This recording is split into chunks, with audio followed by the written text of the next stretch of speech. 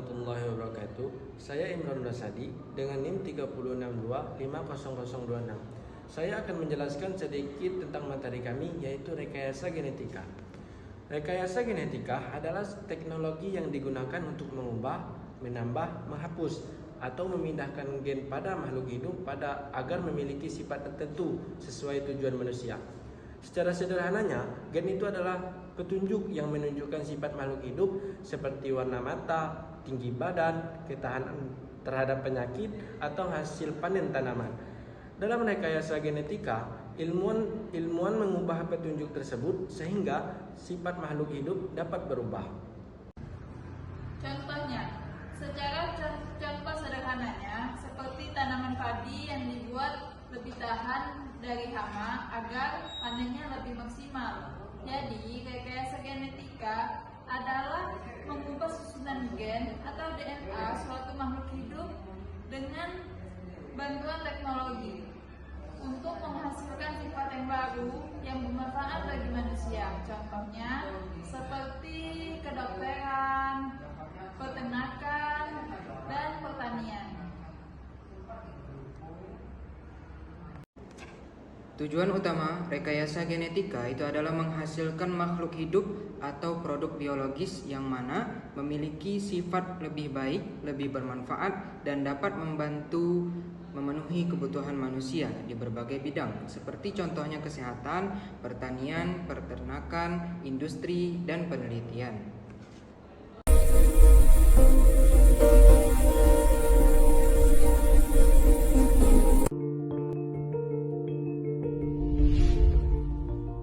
Dari zaman nenek moyang sampai sekarang, kita selalu bertanya, apa yang sebenarnya membentuk diri kita? Satu persatu jawabannya pun ditemukan, dari mulai kromosom sampai ditemukannya DNA. Bagian kecil berisi miliaran kode yang membentuk gak hanya manusia, tapi juga semua makhluk hidup di dunia. Dan sekarang semua makin seru ketika peneliti nemuin cara untuk ngedit alias ngemodif DNA dalam tubuh kita. Nah, pertanyaannya, emang bisa? Gimana caranya? Apa aja yang bisa kita ubah? Dan mungkinkah kita menciptakan manusia yang sempurna?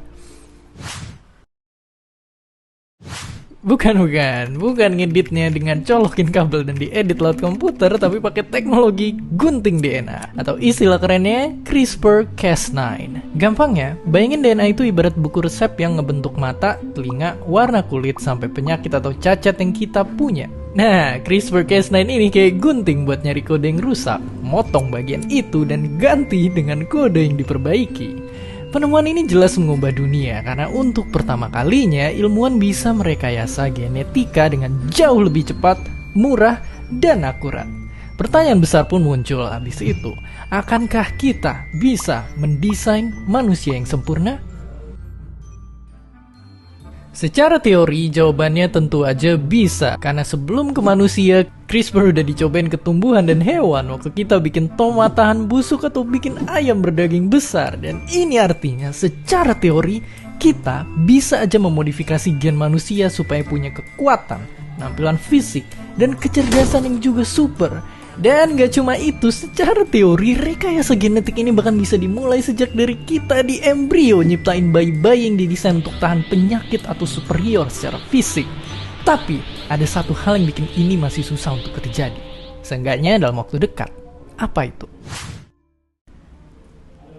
Namanya bioetik, alias kode-kode etika ilmu pengetahuan khususnya di bidang biologi. Sampai sekarang, para peneliti masih ngebahas segala potensi kebaikan dan bahkan kerusakan juga yang diakibatkan oleh uji coba ini.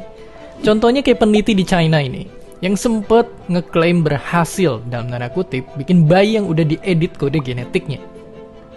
Akhirnya, singkat cerita, ini bikin dunia marah karena terlepas dari hasilnya, penelitian tersebut udah nerobos banyak kode etik di bidang biologi, bahkan melanggar hukum yang ada.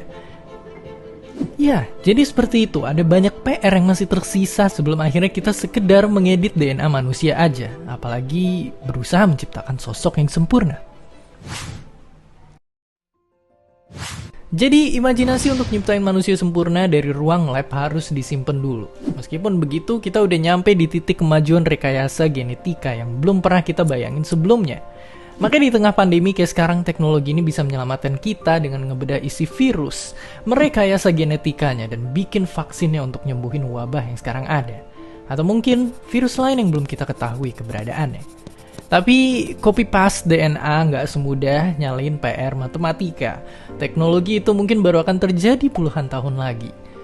Tapi yang jelas, ilmu pengetahuan berkembang untuk kesejahteraan umat manusia, bukan kerakusan atau keserakahan yang rawan menimbulkan bencana. Dan jadi, siapkah kamu menjadi editor DNA? Dan seperti biasa, terima kasih.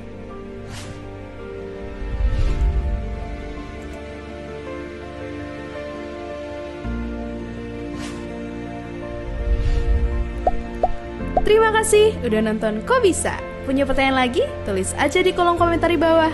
Keep asking and stay curious.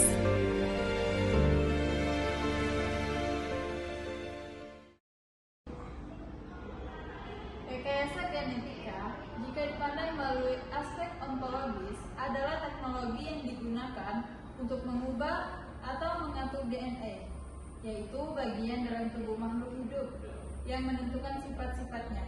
Dengan teknologi ini, manusia tidak hanya mempelajari makhluk hidup, tetapi juga bisa mengubah sifat tertentu sesuatu sesuai dengan yang ingin dituju.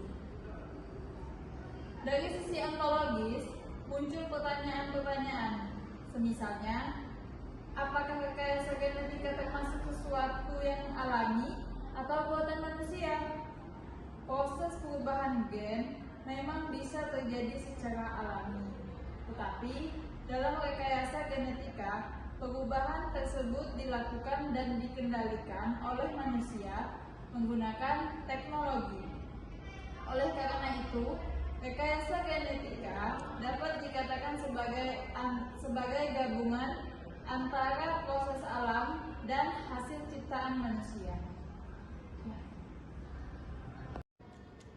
Rekayasa genetika jika dipandang melalui aspek epistemologi, yaitu pengetahuan tentang rekayasa genetika itu diperoleh melalui metode ilmiah yang ketat.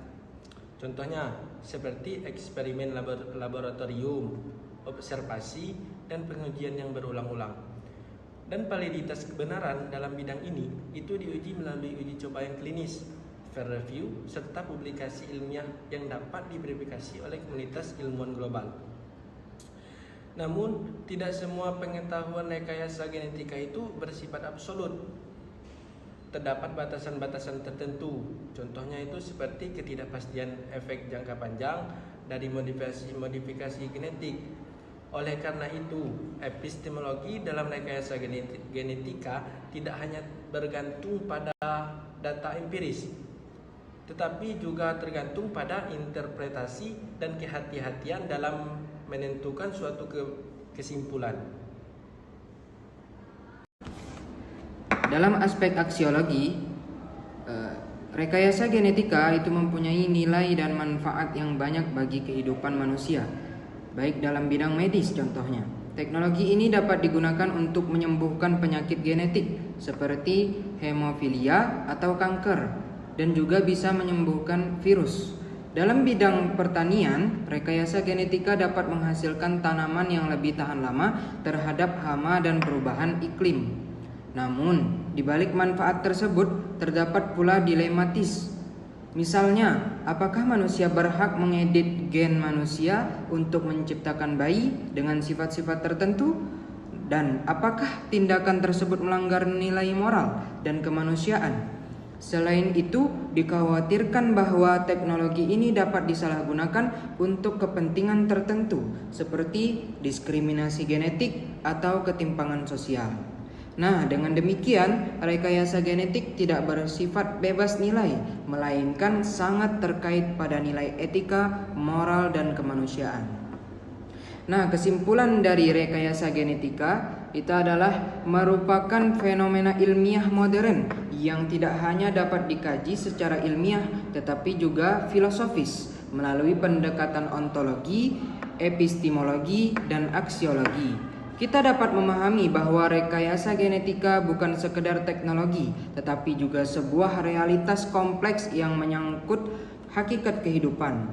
cara memperoleh pengetahuan, serta nilai dan tujuan penggunanya. Oleh karena itu, penting bagi manusia untuk tidak hanya mengembangkan teknologi, tetapi juga bijak dalam menggunakannya. Sekian dari kami, saya Muhammad Fadil dengan NIM 3625010. Mohon maaf jika ada kata-kata yang salah, mohon dimaafkan. Wabillahi taufiq wal hidayah. Wassalamualaikum warahmatullahi wabarakatuh.